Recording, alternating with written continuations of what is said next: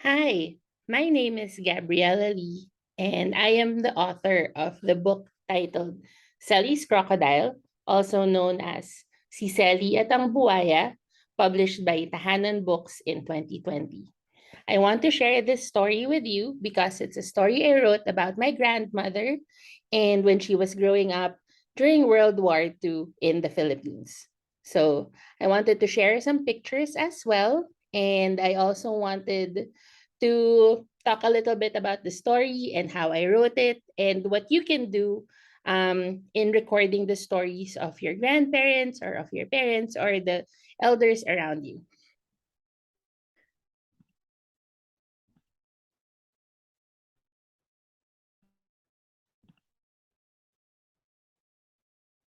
So let's start. So, Cely's Crocodile, or Si Cely at ang Buhaya. Written by Gabriela Lee, that's me, and illustrated by Adrian Panadero. This book won the award that's called the uh, Philippine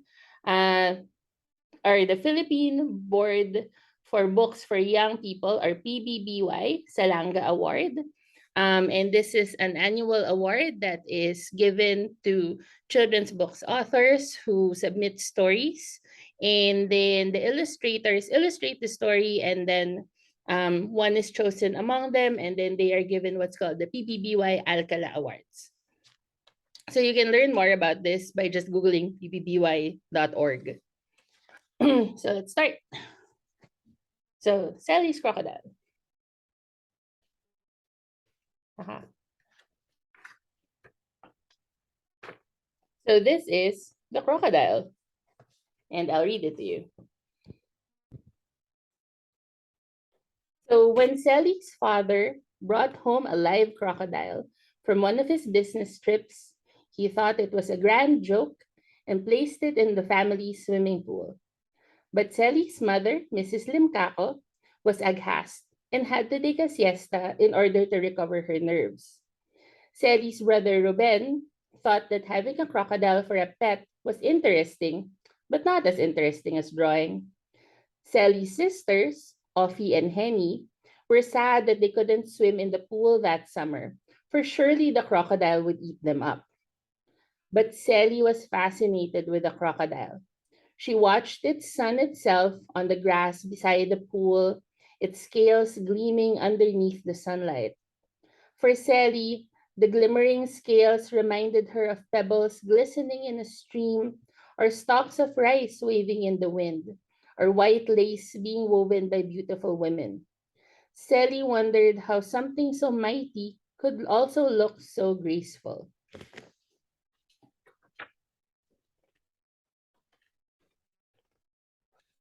One evening, Cely asked her mother if she could go down to the pool so she could draw the crocodile.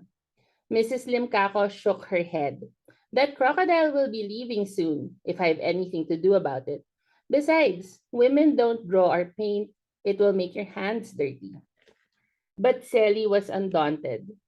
She watched her uncle and brother draw cartoonish characters during the long summer afternoons, when the sun was too hot for a drive down the long Pasay boulevards and ice cream melted in the heat.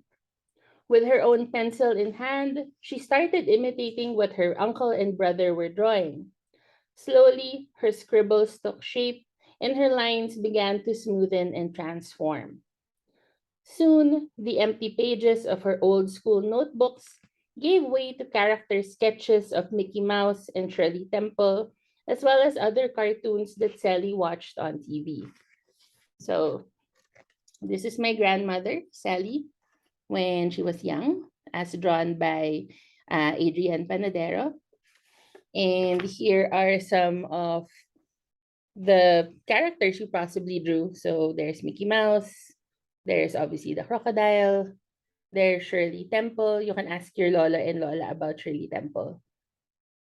There you go. It's a horse. So if you like doodling, my Lola also drew a lot. When she was a kid, she doodled everywhere. She took her notebooks and pencils out to the garden and tried to draw the shapes of flowers and rocks. imitating the strange, rough textures of the trees that brought shade on hot afternoons. She drew the crocodile several times, but her sisters were scared of her drawings, so she stopped showing them. Soon after, her father took the crocodile outside the family compound, and they never saw it again. Cely looked at all her drawings of the crocodile, which she kept with all of her other drawings, and wondered how she could capture the things that only she saw. The mountain like ridges on the crocodile's back, the riverine curve of its tail, its gleaming stalactite teeth. So, would you like to look up what stalactite means? You can ask your parents about it as well.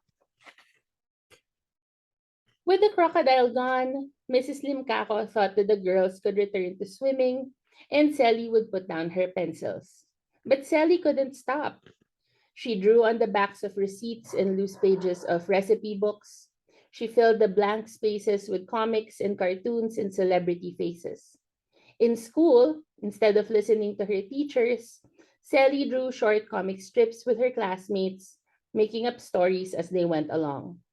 She even made sketches of her teachers and classmates instead of listening to the lessons, much to her mother's dismay. So here is Cely in the classroom. There she is. And she's doodling instead of listening to her lessons. And her mother was not very happy with it.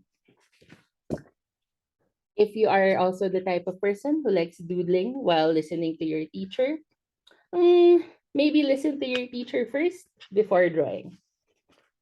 One day, while Cely was practicing her sketches on scraps of paper, she noticed her father watching her. She looked up when he asked, "Would you like to learn more about being an artist?" Cely nodded excitedly. So her father enrolled her in art lessons at Santa Rosa College in Intramuros under Maestra Angela Fernandez. The classes, run by the Sisters of Charity, were for girls who needed extracurricular activities such as painting, sewing, and cooking. Mrs. Limcaco disapproved of the art lessons, but her father felt that Cely needed more guidance than what the family could provide. After all, her uncle stopped drawing soon after that summer with the crocodile, and her older brother Ben, who was beginning to study the Bible in earnest, hoping to apply to the seminary. Cely needed another teacher, someone who could help her achieve even more than she could at home. Cely dove into her art lessons with a passion. She was the only child in a classroom filled with adults who were learning how to draw just like her. Maestra Fernandez taught in the realist style. The canvas would be divided into a grid, and the artist would painstakingly reproduce the object in front of her as accurately as possible. If the apple was red, then the painted apple needed to be red too. So this is how Cely learned how to draw. So can you see the little grid lines on the canvas? So she was the only child in this classroom. And then this is Maestra, or at least Adrian Panadero's drawing of Maestra Fernandez. We don't have any photos of her. Maestra Fernandez also taught her students a technique called contour drawing. The artist needed to follow the outline of an object very, very slowly using pencil on paper. She would not be allowed to take her eyes off the object. This was to teach the artist how to imitate the beauty of real life and preserve it on canvas. Cely was able to quickly apply the lessons her teacher taught her, and she earned praise from Maestra Fernandez. In 1942, when Cely was 12 years old, the war came.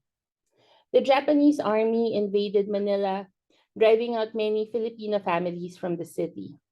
When the Japanese began bombing the city's airport, Cely's father shuttered their house in Pasay and moved the family to Malate, where they opened up a flower shop. Cely traded her pencils and paper for stems and blooms, her fingers putting together floral arrangements for churches and small bouquets for families. But as more and more people fled from the encroaching Japanese army, the flower shop lost customers and had to close. So here is the drawing of some of the bouquets that she was probably making. And of course, seeing the Japanese army enter Manila. So you can look up in history books what happened in World War II. You will probably learn a lot about what happened in Europe, but Asia was also a battlefield and one of the most violently hit was the Philippines. Schools began to close around the city, and soon Cely and her siblings were also forced to stop attending classes. The few schools that were allowed to remain open were required to shift the lessons from English to Japanese, and the students had to promise allegiance to the flag of Japan.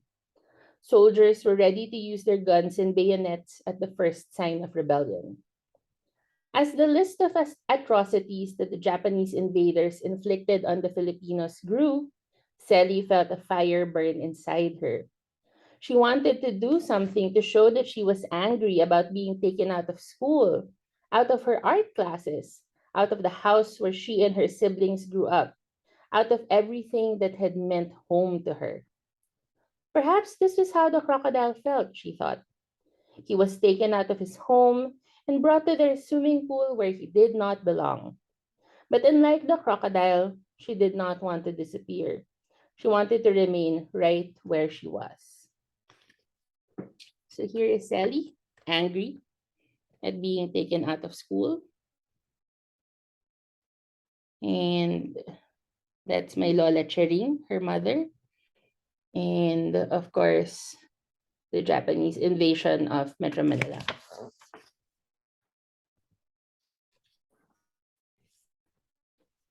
Word had begun to circulate about the underground action against the Japanese military.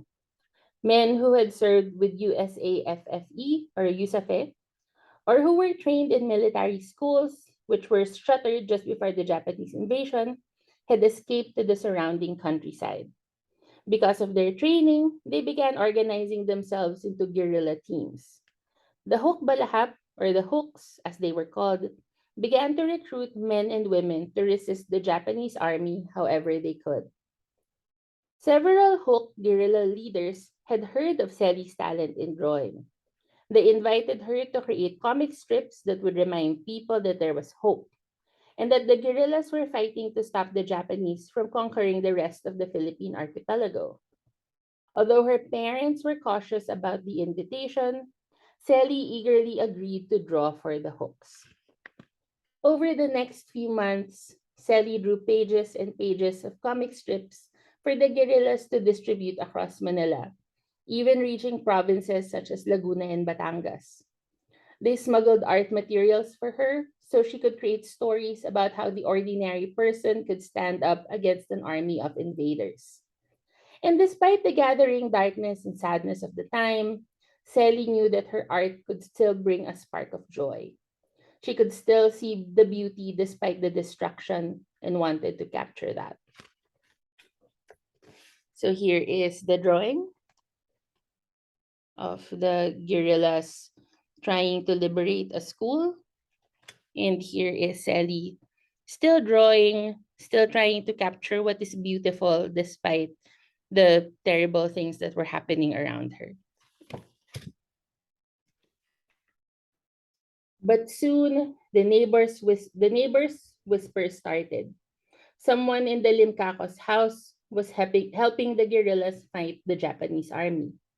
The Makapili are Filipino collaborators who spied for the Japanese and betrayed their fellow Filipinos to the invaders, began to point the Japanese army towards Cely and her family. One summer morning in 1943, while Cely and her sisters were folding laundry and ironing clothes, and her mother and brother were tending to the yard, they heard the clump, clump, clump of sturdy boots arriving at the front door. It was the Kempetay, The Japanese intelligence officers who investigated households for books and papers and drawings that showed resistance against the Japanese. Mrs. Limcaco had the children stand in the living room while the Kempetai rummaged through their belongings. Cely held her breath as she watched the officers ransack their closets and bookshelves, looking for anything suspicious. Her hands grew cold. She knew that if her drawings were discovered, her entire family would be in terrible danger. The Kempetai's officers' eyes were as sharp as crocodile teeth, and their boots were as taut and strong as a crocodile's jaws. But no matter how hard she looked, there was nothing beautiful about these men. So here's the drawing of the Kempetai searching the Limcaco household.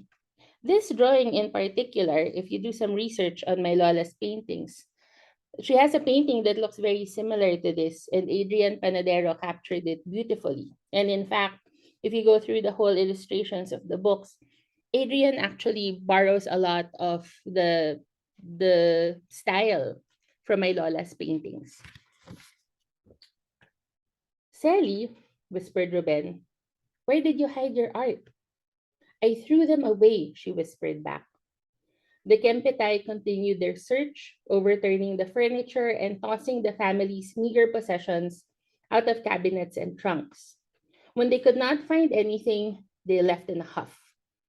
Ruben said a prayer of thanksgiving for protecting them all. Cely agreed with the prayer wholeheartedly.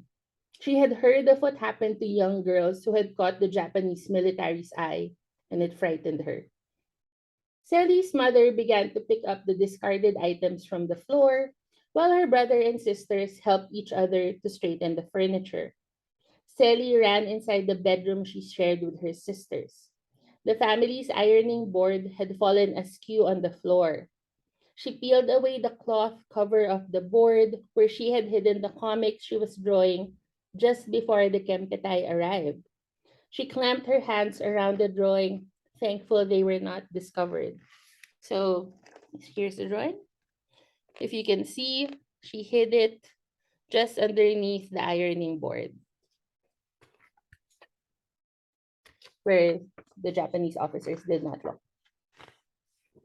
After that frightening experience, Mrs. Limcaco and her family moved out of Manila, briefly returning to their hometown in Paete, which is famous in Paete, Laguna, which is famous for arts and crafts. There, Cely once more took a pencil and paper.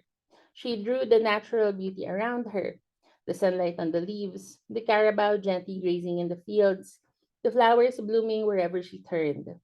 She saw that even the simplest object could be drawn and that there was value in the everyday things that surrounded them.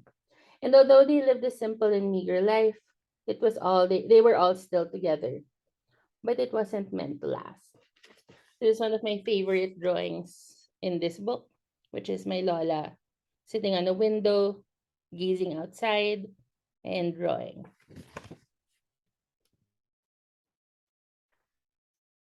During the last days of the war, Cely and her entire family returned to Manila. They saw entire buildings wiped out by strike planes. The air smelled of smoke and rotting bodies. Cely and her siblings hid in foxholes under the cover of darkness, hiding from the Japanese soldiers as they retreated with their bombs and bayonets. So this is probably the only picture in this book where it was mostly dark. And the artist, Adrian, did this deliberately, and it was a choice for him to illustrate it dark to make sure that you and I understood that these were terrible times, and even children were not protected during the war. On September 2, 1945, the war ended. As Manila began to recover from the destruction, Cely returned to school. She was now 16 years old. The world was very different now. Her mother and father had decided to live apart, and now she had to help out with the household expenses. So this particular drawing here, which you can also probably see on your screen, is actually another painting that Adrian borrowed the image from another painting that my lola made, where she would pair calado or lace um, with things that were ordinary or rotting or broken.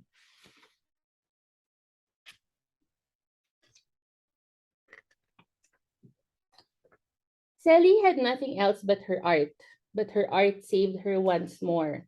She began drawing portraits of American soldiers who had returned to help liberate the Philippines from the Japanese. They paid her 20 pesos for her drawings and sent them to their mothers with stories about the young girl who survived the war and drew their portraits for a small fee.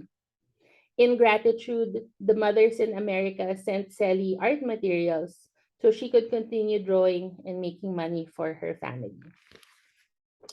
So here is Cely making small portraits for the American soldiers, and she would get paid, and that was how she also practiced creating portraits. And there is actually a portrait that my lola painted that is on display in the National Museum of the Philippines.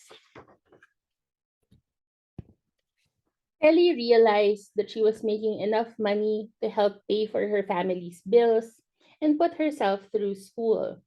Her art was needed in times of war and in times of peace. After all, there was beauty to be captured wherever she looked, in the lovely, intricate lace shawls worn by the young women as they attended church, the smiling face of a GI soldier ready to return home after the war, gumamelas blooming in the family garden, the shining scales on a crocodile's back. And after that, my lola went to the University of the Philippines College of Fine Arts, where she was taught by national artist Fernando Amorsolo and began a career of her own as an artist. And that's the end of this story. However, if you want to write your family story, I think that stories are a great way to remember what happened in the past. Especially writing down the stories of your grandparents can preserve their memories and also help yours.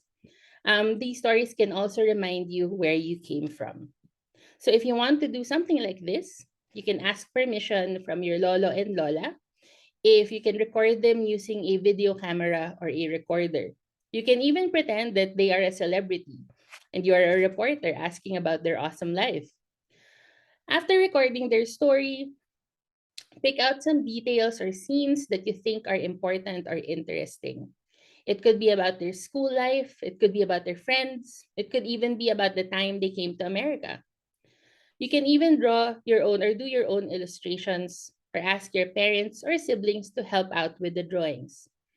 Give the story you wrote to your lolo or lola at your next family gathering. You can give it also as a gift for their birthday or Christmas. I'm sure they're going to love it. Thank you very much for listening, and I hope you enjoyed this storytelling session.